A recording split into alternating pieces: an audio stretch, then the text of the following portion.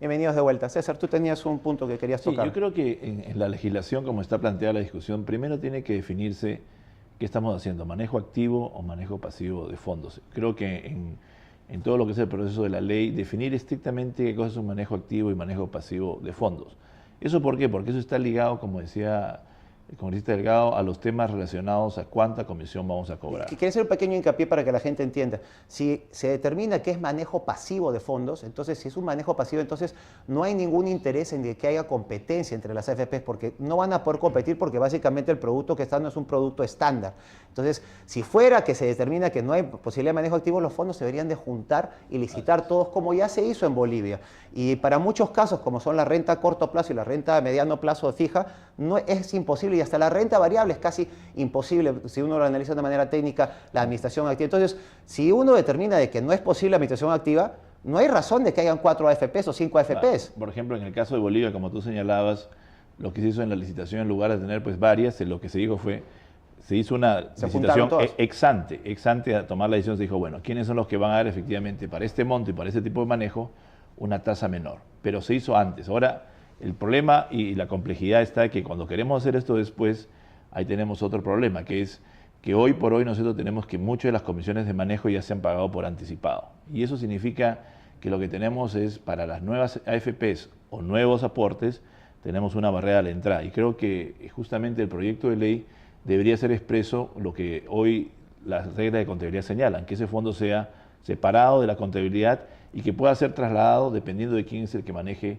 esos fondos. Y creo que eso es posible de hacer y eso daría justamente, el gran problema que tenemos ahora es que ahora las barreras de la entrada para los nuevos partícipes son grandes, tanto para AFPs como para gente que tiene ya su fondo. Es muy difícil que hoy yo, persona natural, me traslade a otro. ¿Por qué? Porque justamente yo voy a tener que pagar un doble costo por ese aporte y eso hace que justamente no me seduzca la idea de mover.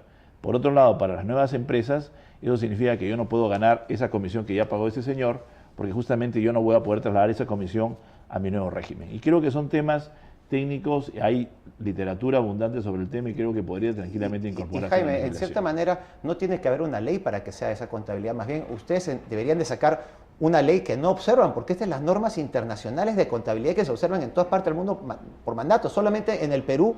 O sea, ustedes deberían de poner que las AFP son exentas de esta norma, porque eso es lo que sigue pasando. Sí, Oscar, con relación a este tema, efectivamente, yo había propuesto en mi proyecto de ley el tema de las NIC, las normas internacionales de contabilidad.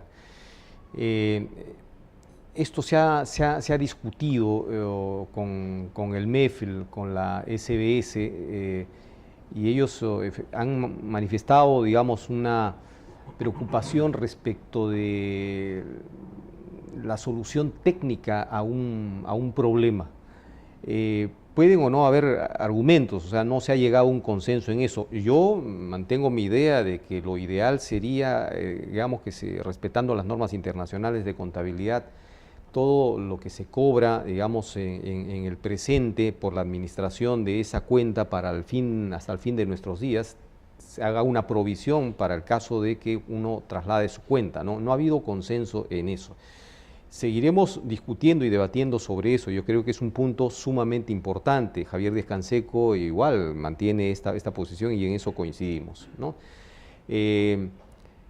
Ahora, no es verdad de que con la nueva opción de estas licitaciones, los afiliados que se cambien a un sistema, digamos, de comisión por saldo, vayan a pagar doble.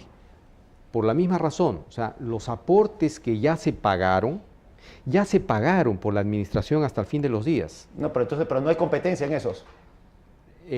Se paga sobre los nuevos aportes, Ahora, yo pregunto, si no fuera atractivo esto en el régimen de comisión por flujo, ¿cómo es que ingresa prima y capta el 25% del mercado?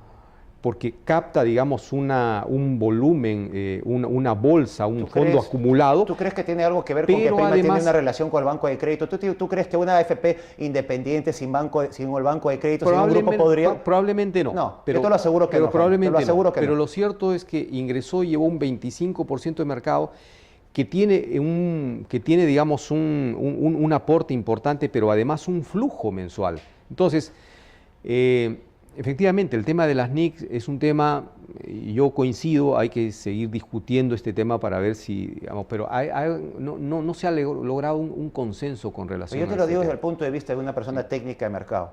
La principal razón que no hay competencia, la única, el 99% de la razón que no hay competencia en las AFP es porque no se observan las NIC 18. Apenas tú levantes y hagas que las NIC sean observadas, va a venir la competencia, pero en huaicos. Bueno, pero yo creo que también la competencia vía licitación va a animar a que ingresen nuevas AFPs. ¿Por qué?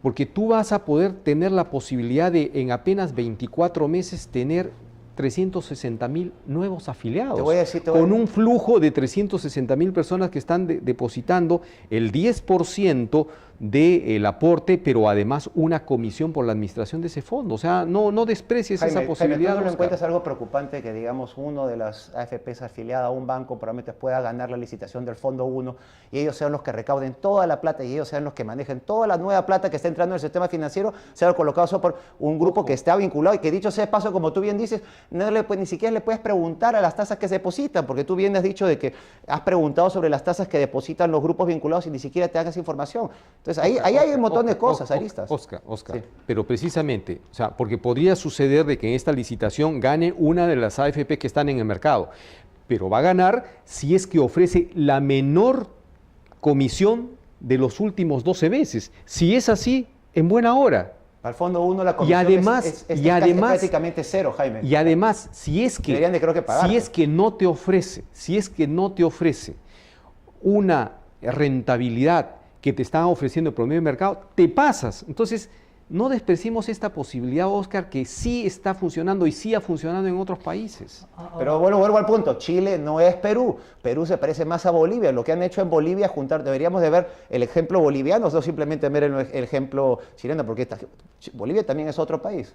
Ahora, un tema que se deriva de no respetar las normas internacionales, bueno, el principal, el de barrera de entrada para la competencia, pero el otro también es que vuelves al sistema de administración un poco endeble. ¿Por qué? Porque los costos operativos de las AFPs están, digamos, siendo financiados o siendo pagados por los que sí están cotizando. Cuando esa proporción entre no cotizantes y cotizantes cambie, sea la cantidad de los que coticen sean tan pequeña que no puedan pagar los costos operativos de los que no están cotizando, ahí vamos a tener un sistema finalmente complicado. Una AFP se puede quedar sin capital para cumplir las obligaciones que tiene adelante.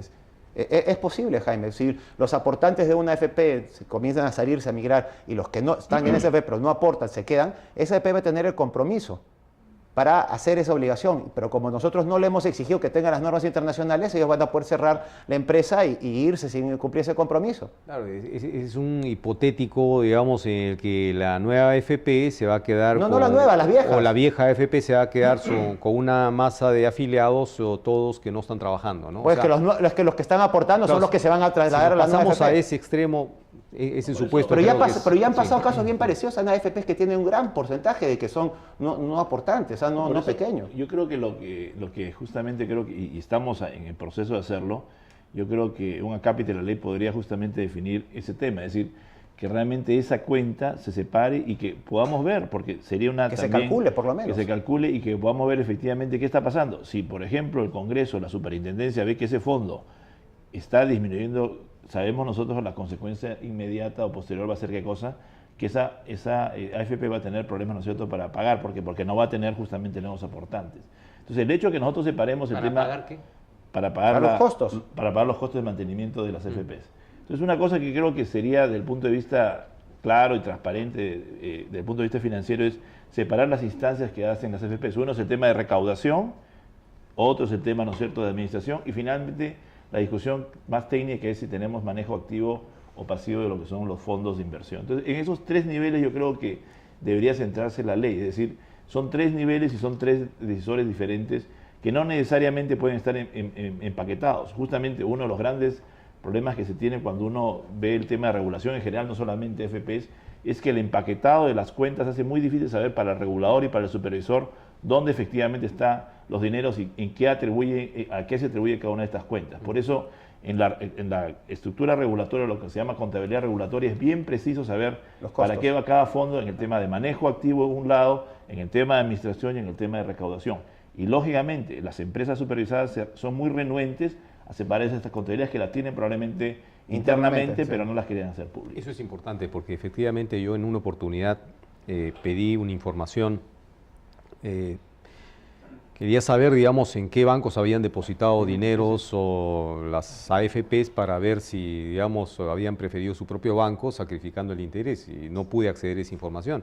Ese es un tema importante, ¿no? Y lo que se dijo en ese momento es que, claro, el revelar esa información en el presente con la actualidad podría perturbar, digamos, la estrategia o el manejo estratégico de inversiones. Entonces, que no se haga, digamos, con la actualidad, sino con un retraso de 3 meses o 6 meses. Pero sí, yo creo que es importante que haya transparencia en Jaime, eso. ¿no sería bonito, digamos, que el sistema funcione a base del consumidor? O sea, de que vengan los productos y te digan, yo te estoy ofreciendo un buen servicio, entonces yo como consumidor lo elijo, porque esto de estar forzando a gente a hacer diferentes cosas que digan los políticos, verdaderamente es forzar a gente. O sea, lo mejor que hay que hacer es hacer transparente el mercado con la contabilidad y dejar de que se vayan diferentes tipos de fondos ofrezcan y puedas invertir en tu casa. O sea, que todo se haga con el punto de vista del consumidor. Pero además estamos incorporando algo que es sumamente importante, que son las normas de buen gobierno corporativo, ¿no? O sea, esto realmente le va a cambiar el panorama de la forma como se ha venido manejando, incluso con directores independientes, con rendición de cuentas, con la creación del Consejo de Participación Ciudadana, donde los directores independientes tienen que darle cuenta a los afiliados. O sea, hay todo un desarrollo. Sí, se está hablando de eso, que es importante. No, pero también falta el desarrollo del mercado de capitales, que faltan las prácticas corporativas, faltan las estaciones de inversión, hay toda una serie de temas. Vamos a un corte y volvemos.